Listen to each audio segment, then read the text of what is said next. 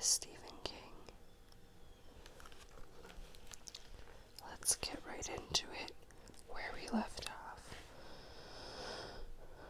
We left off at a rather sad part where she's dropping her uncle off at the nursing home. So, this story, let's be honest, at least for me, like every Stephen King book, it's a bit depressing and boring. Maybe we're still getting there. We have 200 pages left. It could get interesting. So, without further ado, here we go. After the guy inside tells Chet to get lost, the story goes on to Owendowski in a medium close-up, holding the W Pen logo promptly displayed to his mouth and smiling grimly. You heard it, self-identified pain doctor Stephen Mueller refusing to answer questions and telling us to go away. We did, but we'll keep coming back and asking questions until we get some answers. This is Chet Owendowski, and C. Wiggly, back to you, David. Holly watches it again. On this run-through, she freezes the picture, just as Owendowski is saying, we'll keep coming back. The mic dips a bit, at that point giving her a good view of his mouth. She spreads her fingers to zoom the image until his mouth fills the screen. There is no mole there, she's sure of it. She'd see its ghost even if it was covered with foundation and powder. Thoughts of the good place have left her mind.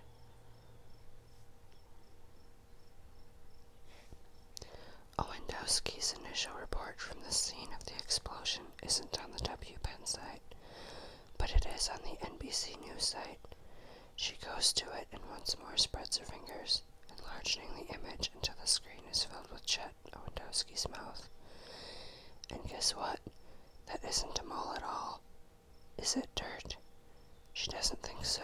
She thinks it's hair. A spotty misshaving, maybe. Or maybe something else. Maybe the remains of a fake mustache. Now thoughts of getting into the office early so she can check the answering machine and do some peaceful paperwork before Pete comes in have also left her mind. She gets up and walks around the kitchen, her heart beating hard in her chest. What she's thinking can't be true. It's totally stupid, but what if it is true? She Googles McCready Middle School explosion and finds the still of the delivery guy bomber. She uses her fingers to enlarge the picture, focusing on the guy's mustache. She's thinking about those cases you read about time to time, where some serial arsonist turns out to be a fireman, either from the responding department or from a volunteer crew. There was even a true crime book about that, Fire Lover by Joseph Wambo. She read it when she was in high school. It's like some fracked up Munchausen by proxy. Too monstrous. Can't be. But Holly finds herself wondering for the first time how Chet Owendowski got to the scene of the explosion so fast. Beating all the other reporters by, well, she doesn't know just how long. But he was there first. She knows that. But wait, does she? She didn't see any other reporters doing stand-ups during that first bulletin. But can't she be sure? She rummages in her bag and finds her phone. Since the case she and Ralph Anderson shared, the one that ended up in gunfire at the Marysville Hole. She and Ralph often talk, and it's usually early in the morning. Sometimes he calls her, sometimes she's just the one who reaches out. Her finger hovers over his number but doesn't descend. Ralph is on an unexpected vacation with his wife and son, and even if he's not still sleeping at 7 in the morning, it's his family time. Bonus family time. Does she want to bother him with this on so little? Maybe she can use her computer and figure it out for herself, set her mind at rest. She learned from the best after all. Holly goes to her desktop, calls up the picture of the delivery guy, Bomber, and prints it out. Then she selects several headshots of Chet Owendowski. He's a news guy, so there are plenty, and prints them as well. She takes all of them out to the kitchen, where the morning light is strongest. She arranges them in a square. The Bomber's picture in the middle, the Owendowski shots all around it. She studies them carefully for a full minute. Then she closes her eyes. Stop it, Flower. Sorry, that's not in there. One of my cats is being very rude. No. She arranges them in a square. The Bomber's picture in the middle. The Owendowski shots all around it. She studies them carefully for a full minute. Then she closes her eyes, counts to 30, and studies them again.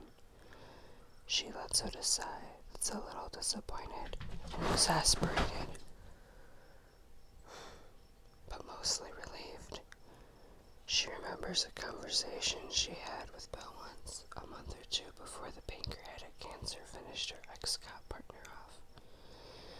She asked if he read detective novels, and Bill said only Michael Connelly's Harry Bosch stories and the 87th Precinct novels by Ed McBrain. He said those books were based on actual police work. Most of the others were Agatha Christie stuff. He told her one thing about the 87th Precinct books that had stuck with her. McBain said there are only two types of human faces, pig faces and fox faces. I'd add that sometimes you see a man or woman with a horse face, but they're rare. Mostly, yeah, it's pigs and foxes. Holly finds this a useful yardstick as she studies the headshots on her kitchen table. Both men are okay looking, wouldn't crack a mirror, her mother might have said, but in different ways. The delivery guy, Bomber, Holly decides to call him George just for the sake of convenience, has a fox face. Rather narrow, the lips thin, the chin small and tight. The narrowness of the face is accentuated by the way George's black hair starts high on the temples, and how it's short and combed tight to the skull. Owendowski, on the other hand, has a pig face. Not in any gross way, but it's round rather than narrow. His hair is light brown, his nose is broader, his lips fuller. Chet Owendowski's eyes are round, and if he's wearing corrective lenses, they are contacts. George's eyes look like they might be tilted at the corners. The skin tones are different too. Owendowski is your textbook white guy, with ancestors probably hailing from Poland or Hungary or someplace like that. George the Bomber has a slight olive blush to his skin to top it off. Owendowski has a cleft chin like Kirk Douglas. George does not. They probably even are at the same height, Holly thinks, although of course it's impossible to tell for sure. Nevertheless, she grabs a magic marker from the mug on the kitchen counter and doodles a mustache on one of Owendowski's headshots. She puts this one. Stop.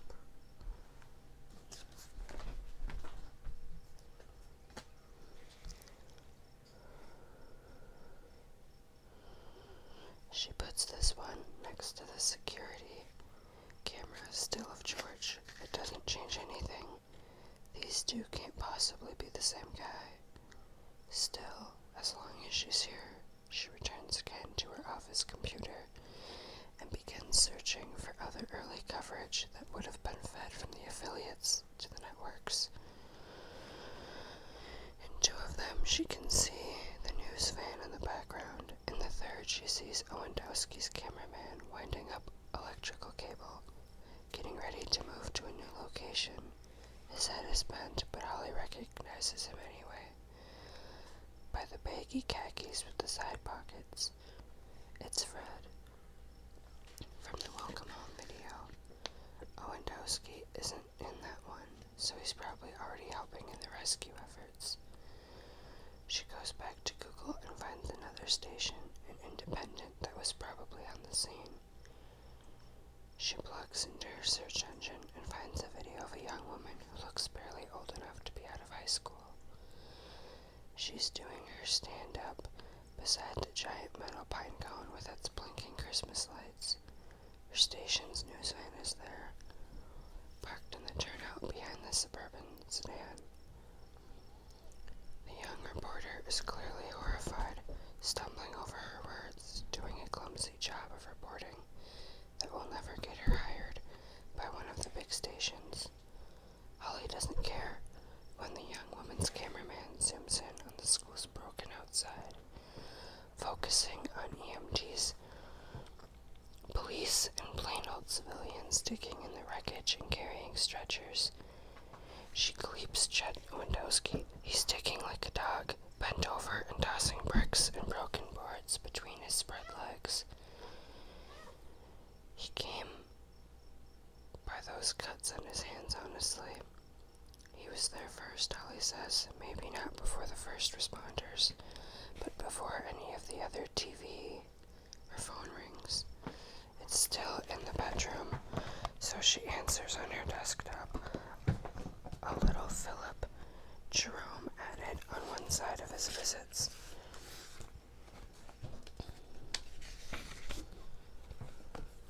Are you on your way? Pete asks. To where? Holly is honestly bewildered. She feels like she's been yanked out of a dream. Do me forward, he says. Did you really forget? That's not like you, Holly. It's not, but she has. Tom Tooney, who owns the dealership, is pretty sure one of his salesmen, Dick Ellis, a star performer, has been under-reporting his accounts, possibly to provide for a little dolly he's been seeing on the side, possibly to support a drug habit. He sniffs a lot, claims it's the air conditioning. In December, give me a break. This is Ellis's day off, which means it's a perfect opportunity for Holly to run some numbers, do some comparisons, and see if something's wrong. She could make an excuse to Pete, but the excuse would be a lie, and she doesn't do that unless she absolutely has to. Anyway, I did forget. I'm sorry. Want me to go out there? No. If the numbers support Toomey's suspicions, Pete will have to go out later and confront Ellis. Being ex-police himself, he's good at that. Holly, not so much. Tell Mr. Toomey I'll meet him for lunch, wherever he wants, and Finders will pick up the tab. Okay, but he'll pick someplace expensive. A pause. Holly, are you chasing something? Is she? And why did she think of Ralph Anderson so quickly? Is there something she's not telling herself? Holly, still there? Yes, she says. I'm here. I just overslept. So, lying after all. Holly takes a quick shower, then dresses in one of her fade-into-the-woodwork business suits. Chet Owendowski stays on her mind all the while. It occurs to her that she might know a way to answer the major question that's nagging at her. So she goes back to her computer and opens Facebook. No sign that Chet Owendowski does that one, or Instagram either. Unusual for a TV personality. They usually love social media.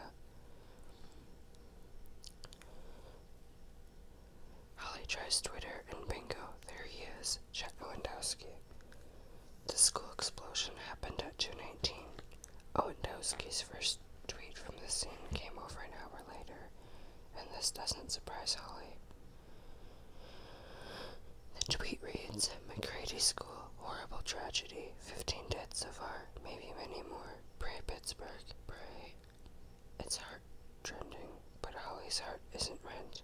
She's gotten very tired of the thoughts and prayers boo-boob.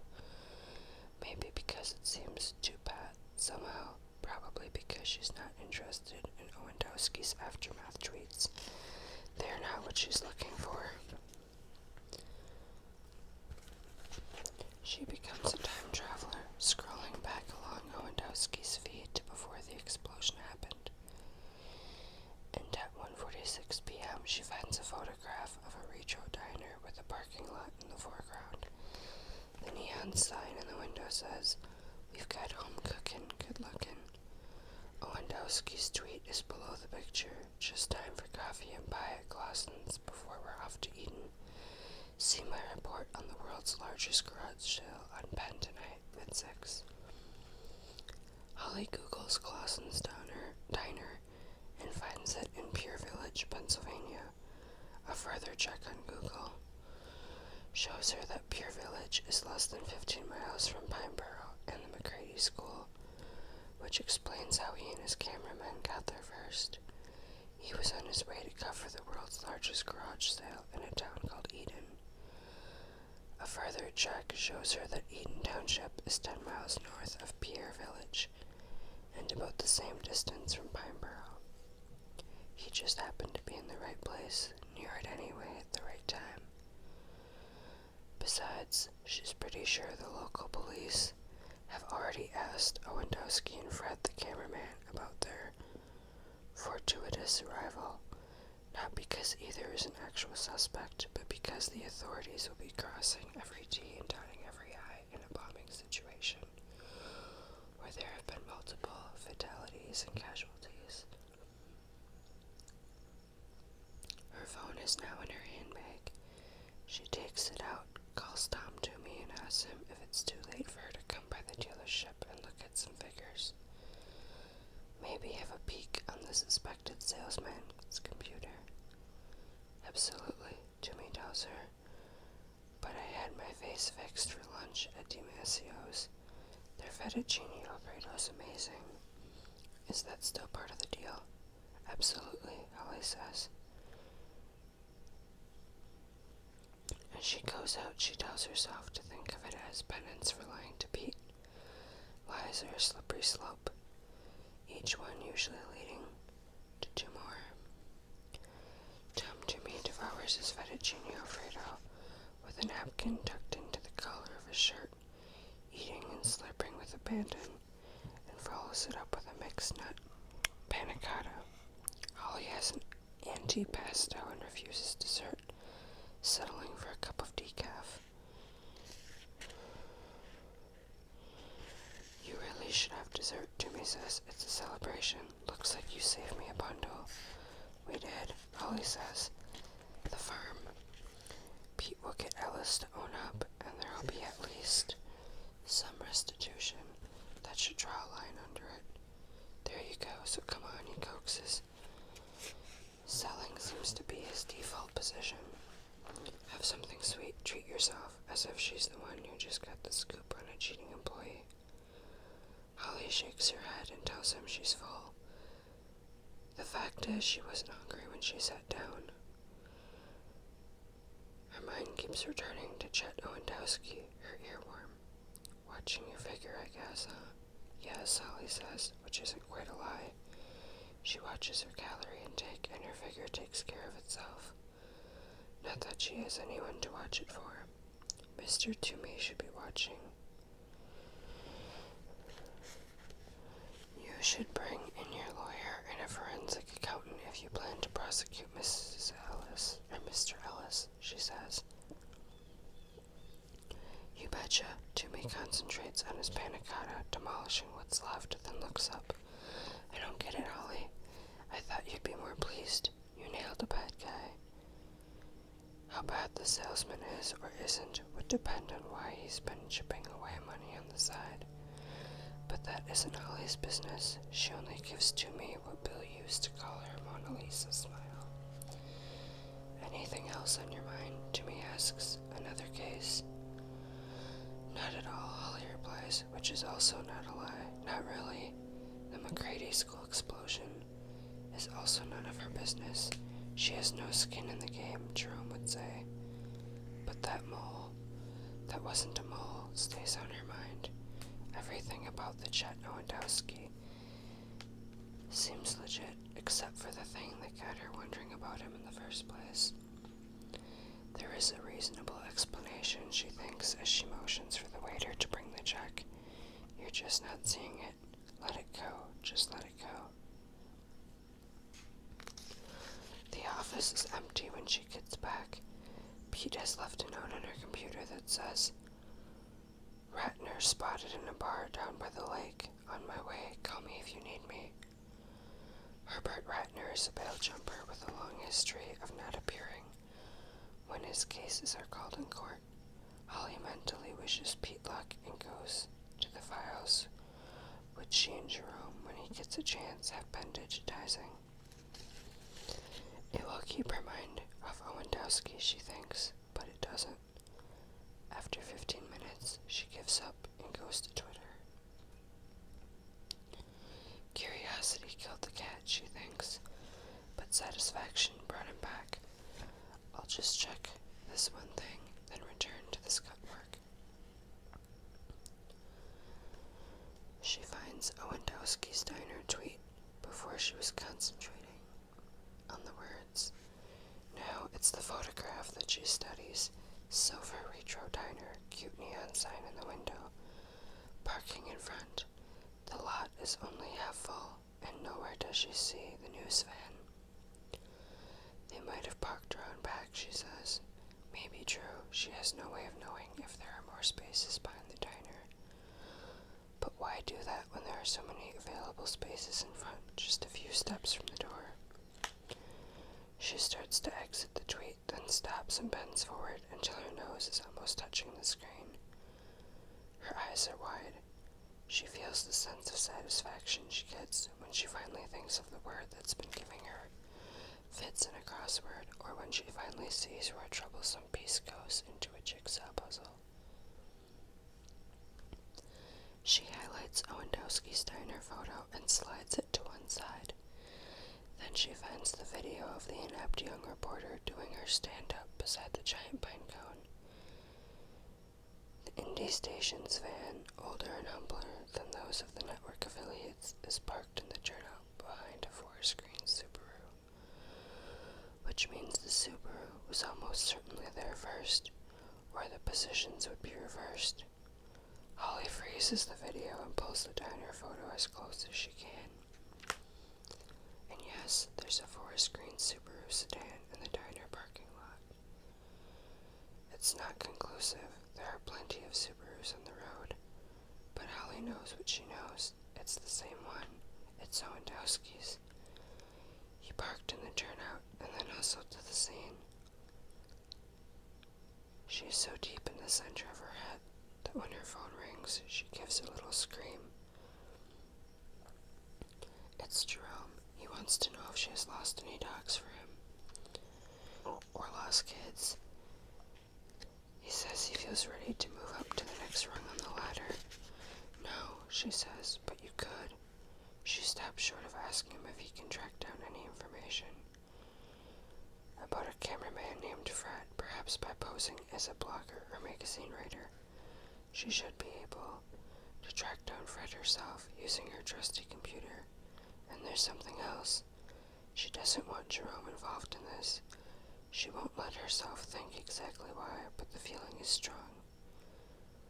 Could what? He asks. I was going to say if you wanted to go bar hopping down by the lake, you could look for... Love bar hopping, Jerome says. Love it. I'm sure you do, but you'd be looking for Pete, not drinking beer. See if he needs any help with a bail jumper named Herbert Ratner. Ratner's white, about 50, neck tattoo of a hawk or something. Jerome says, saw the photo on the bulletin board, Hollyberry. He's a non-violent offender, but careful just the same. If you see him, don't approach him without Pete. Got it, Jerome sounds excited. His first real crook. Be careful, Jerome, she can't help reiterating this. If anything happened to Jerome, it would wreck her. And please don't call me Hollyberry, it's worn very thin. He promises, but she doubts if he means it. Holly returns her attention to her computer, eyes ticking back and forth between the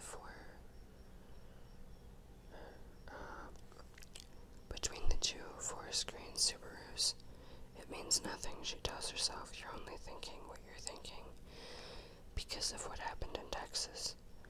Bill would call it Blue Ford syndrome.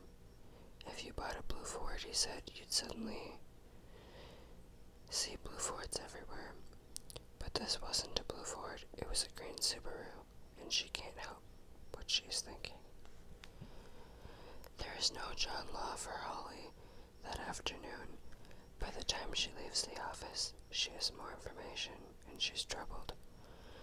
At home, Holly makes herself a little meal, and 15 minutes later has forgotten what it was. She calls her mother to ask if she's been to see Uncle Henry. Yes, Charlotte says. Holly asks how he's doing. He's confused, Charlotte says, but he seems to be adjusting. Holly has no idea if this is true because her mother has a way of triggering her view of the word until she's seeing it the way she wants to see it. He'd like to see you, Charlotte says, and Holly promises she'll go as soon as she can, maybe this weekend, knowing he'll call her Janie, because Janie is the one he wants, the one he loves best and always will, even though Janie has been dead for 6 years. This isn't self-pity, just the truth. You have to accept the truth. Have to accept the truth, she says. Have to, like it or not. With this in mind, she picks up her phone, almost calls Ralph, and again keeps herself from doing it.